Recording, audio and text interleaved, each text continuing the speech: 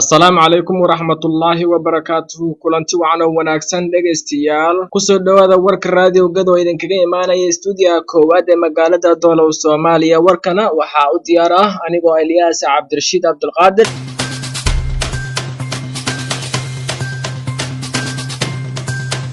qodobada wararka aan idin haynana waxaa ka mid ah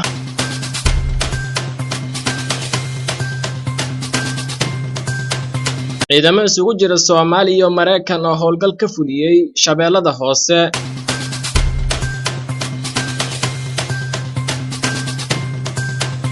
Safaaradda Soomaaliya ee Koonfurta Afrika oo dhalinyarada u qabatay ciyaaro saaxiibtinimo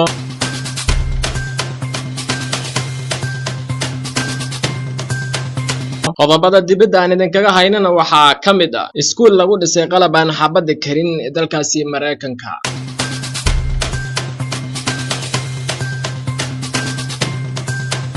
dhegaystayaal kuwaasi waxay ahaayeen qodobadii wararka iyaga ugu door karoonaa haatan ku soo dhawaada qodobadaasi iyo qodobo kale oo fidsan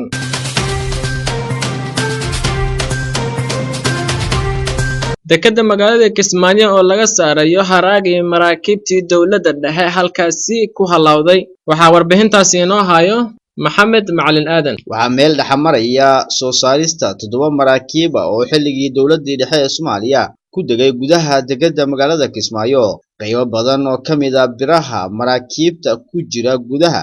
ayaa la soo saaray waxaana howlahan barbar socday oo aysan waxba iska bedelin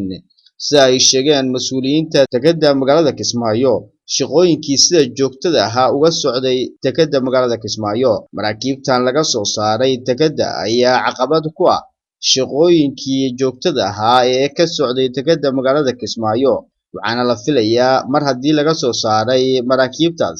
ku harsanaa gudaha dekada magaalada Kismaayo in iminka xal loo heli doono isla markaasina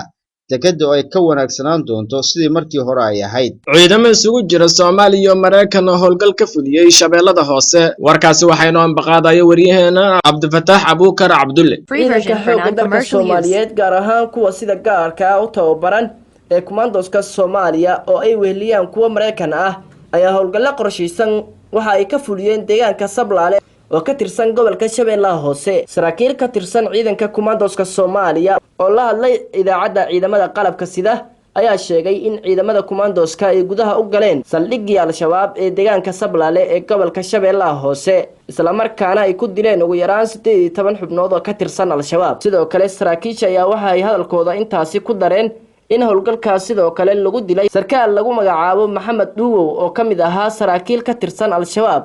oo dawladda Kenya ay madaxiisa dul dhigtay 2 milyan oo dollar sida ay hadalka u dhigeen si kastaba warkan ka soo yeeray saraakiisha ciidamada Commandoska Soomaaliya ku aadan inay howlgalka ku dileen saraakiil iyo xubno ka tirsan Al-Shabaab wali dhankooda aysan ka hadlin Al-Shabaab ciidamo ka qayb qaata sugidda amniga shirka Galmudug oo gaaray magaalada Dhuusamareeb waxaa warbixintaasi inoo diyaariyay wariyaheena Maxamed Macalin Aadan qabanqaabada ku aadan qabsoomidda shirka dib u heshiisiinta Galmudug ayaa ka soconaya magaalada Dhuusamareeb halkaasi oo ay soo gaareen ciidamo dheeraad ah oo ka socda dawladda federaalka ee Soomaaliya ciidamo ka tirsan booliska dawladda federaalka ee Soomaaliya ayaa saakay ka degay garoonka diyaaradaha magaalada Dhuusamareeb si ay markaasi uga qayb qaataan adkeynta ammaanka magaaladaasi oo martigelinayso shirka dib u heshiisiinta Galmudug oo la filayo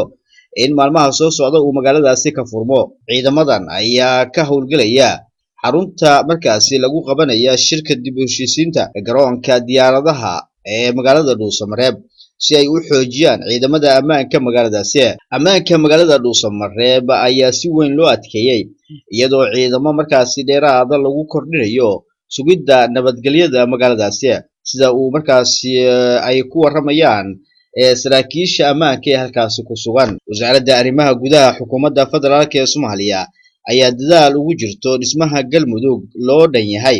iyadoo markaasi guddigii dib u heshiisiinta uu shirar kala duwan uu la qaadanayo dhinacyada markaasi ay qusayso dhammaan arrimaha galmudug. safaaradda Soomaaliya ee Koonfur Afrika oo dhalinyaradu u qabatay ciyaaro saaxiibtinimo. warbixin arrintaasi ku saabsan waxaa inoo haya Cabdifataax Abuukar Cabdulle. safaaradda Soomaaliya ee Koonfur Afrika ayaa qabatay ciyaar kubadda cagta ah oo loogu talagalay isdhexgalka dhalinyarada Soomaalida ee dalkaasi ku dhaqan. ciyaartan oo magaalada Johannesburg ku dhaxmartay ciyaartoy kubadda cagta ah oo matalayay Johannesburg iyo Pretoria waxaa ka qayb galay madaxda safaaradda kan qunsulka iyo dadweyne kale. safiir ku-xigeenka ahna qunsulka safaaradda Cali Maxamed Sheekh Cali Bagaadi oo la hadlay warbaahinta ayaa sheegay in ciyaartan xafiiskiisa ugu talagalay isbarashada bahda isboortiga isagoo ballan qaaday inay safaaradda si ballaarin doonto tartamada isla markaana loo gaarsiin lahaa gobolada ay Soomaalidu u badan tahay ee Koonfur Afrika. gudoomiyaha cusub ee gobolka Banaadir oo kulan la yeeshay madax iyo qaybaha kala duwan ee bulshada. warbixintaasi waxaa noo ambaqaadaya Maxamed Macalin Aadan. gudoomiyaha cusub ee gobolka Banaadir ahna duqa magaalada Muqdisho Cumar Maxamuud Maxamed Finish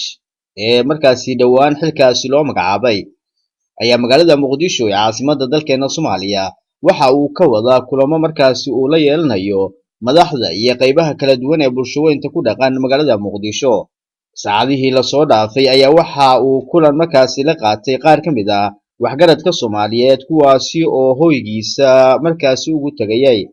ambaliyo iyo markaasi bogaadin ku aadan xilka loo magacaabayna u jeedinayay. waxa uu yiri waxa xalay ilaa iyo shalay kulamo markaasi kala duwan aan la qaadanayay qaar ka mid ah waxgaradka Soomaaliyeed kuwaasi oo markaasi ugu yimid buu yiri gudoomiyaha cusub ee gobolka Banaadir isla markaasina hambaliyo iyo bogaadin igu dirayay xilka cusub ee markaasi la magacaabay. sidoo kale gudoomiyaha cusub ee gobolka Banaadir ayaa ka dalbanaya guud ahaan shacabka Soomaaliyeed inay markaasi maamulka la shaqeeyaan isagoo markaasi ballan qaaday inay xoogga saari doonaan sidii Muqdisho markaasi ay ula tartami lahayd caasimadaha markaasi caalamka. sidoo kale gudoomiyaha ayaa ka dalbaday guud ahaan shacabka Soomaaliyeed inay maamulka la shaqeeyaan isagoo ballan qaaday inay xoogga saari doonaan sidii Muqdisho ay ula tartami lahayd caasimadaha wadamada caalamka ee kale. dhageystayaal weli waxaad naga dhageysanaysaan raadiyo Gado codka gobolka Gado mowjada dhererkeedu yahay